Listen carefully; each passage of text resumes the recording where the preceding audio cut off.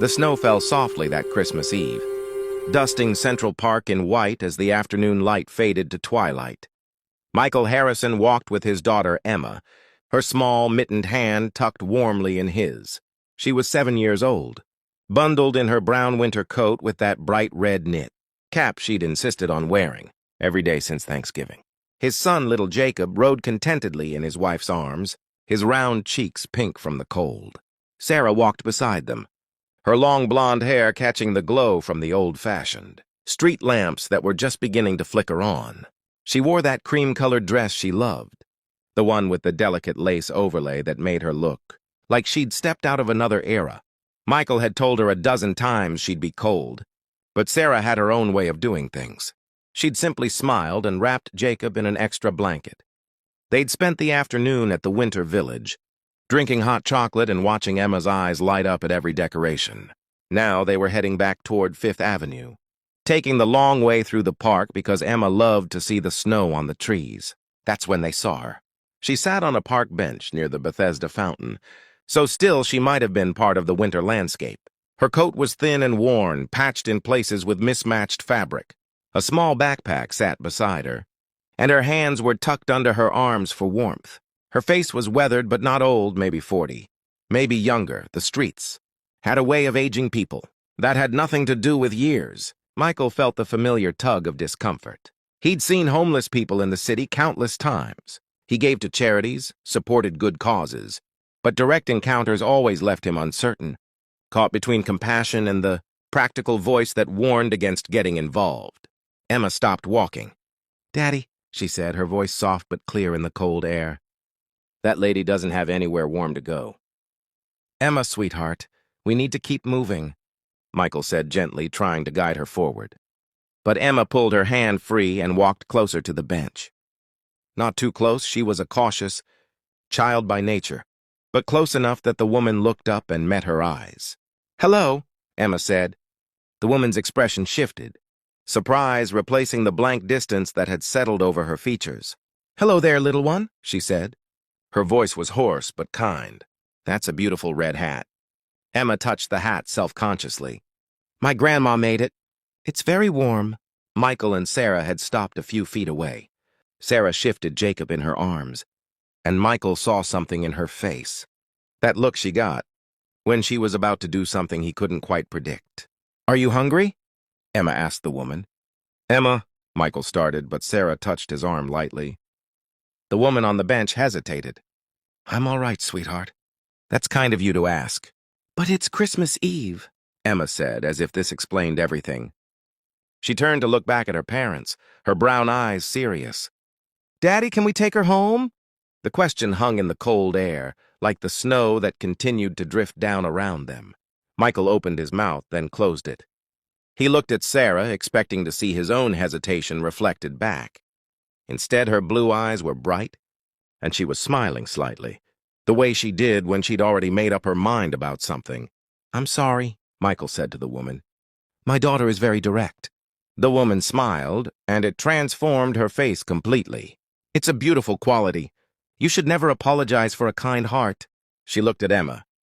"But honey, you can't just take strangers home. Your daddy's right to be careful." "But you're not a stranger now," Emma said with the simple logic of childhood. "I told you about my hat, and you told me it was beautiful. That means we're not strangers anymore." Sarah laughed, a warm sound that seemed to push back the cold. "She's not wrong, you know." She looked at the woman on the bench. "I'm Sarah. This is my husband, Michael, our daughter, Emma, and this little one is Jacob. And my daughter is absolutely right. It's Christmas Eve, and no one should be alone in the cold." Michael felt something shift inside him. He thought about his own warm apartment waiting for them, the tree they'd decorated, the ham that would be ready tomorrow. He thought about the sermon he'd heard last Sunday about showing love in action, not just in words. He thought about what kind of man he wanted to be, what kind of father he wanted Emma to see. "What's your name?" he asked the woman. She looked uncertain, vulnerable in a way that made Michael's chest tight. "Catherine," she said finally. "Catherine Walsh." "Catherine," Sarah said warmly. "When was the last time you had a real meal?" Catherine's eyes filled with tears. I can't." You can, Emma said firmly. Please? It's Christmas Eve. We have lots of food. And our apartment is very warm. Michael found himself nodding. We do. We'd be honored if you'd join us. The words felt formal, inadequate. But they were true. He was surprised to realize how much he meant them. Catherine looked at each of them in turn. I'm not. She took a shaky breath. I don't want to impose. You're not imposing if we're inviting you, Sarah said practically. And honestly, Michael made enough food to feed half the city. He always does at Christmas. It was true. Michael loved to cook, especially during the holidays. It was something his mother had taught him. The way food could be an expression of love and care. Come on, Emma said, reaching out her small hand. Please? And Catherine took it. They walked together through the park as the evening deepened around them. Emma kept hold of Catherine's hand, chattering about school and her favorite Christmas songs and how she'd helped Daddy make cookies yesterday. Catherine listened with the attention of someone who'd been starved for normal conversation, for connection, for the simple sound of a child's voice talking about ordinary, wonderful things. Sarah walked on Catherine's other side, Jacob drowsy against her shoulder. She asked gentle questions, nothing intrusive, just showing interest. Where was Catherine from? Had she always lived in New York? Catherine answered slowly at first, then with more ease. She was from Pennsylvania originally. She'd come to New York 20 years ago with dreams of being an artist.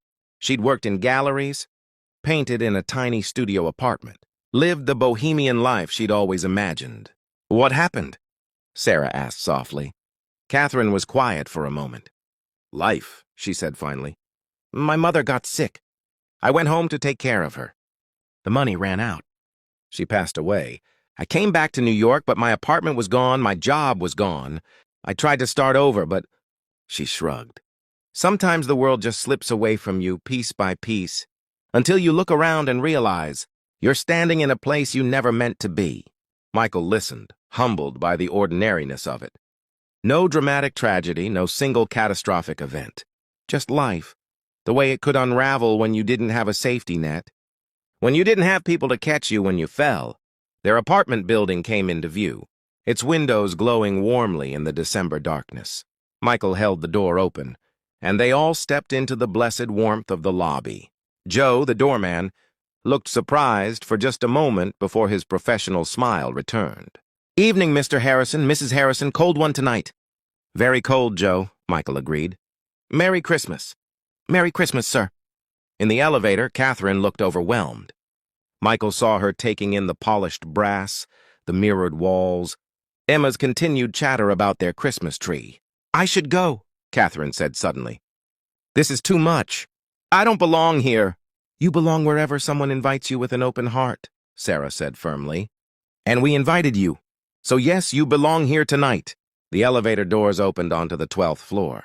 Their apartment was at the end of the hall, and when Michael unlocked the door, warm air and the scent of cinnamon and pine greeted them. Welcome, he said simply, and stepped aside to let Catherine enter. She stood in the entryway, taking it all in.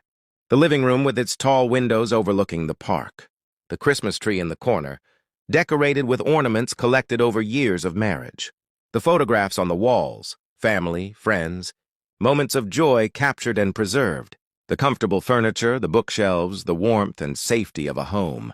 A single tear ran down her cheek. Emma tugged off her boots and coat, then looked up at Catherine expectantly.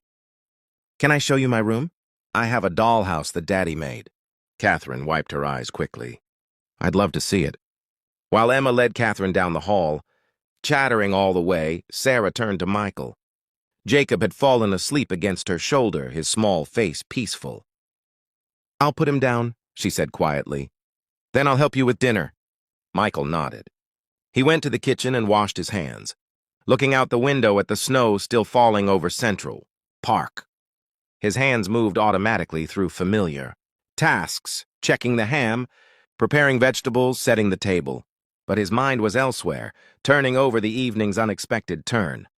He heard Emma's voice from her room, excited and warm, and Catherine's responses, softer but growing more animated.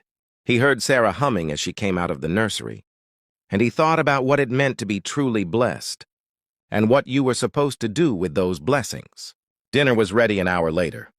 They sat around the dining table, Michael and Sarah, Emma with her endless energy finally settling into hunger, and Catherine, who sat carefully, as if the chair might disappear if she wasn't gentle enough. Michael served the food simple but abundant: ham and roasted vegetables, fresh bread, a salad. He poured wine for the adults, milk for Emma. "Shall we say grace?" he asked.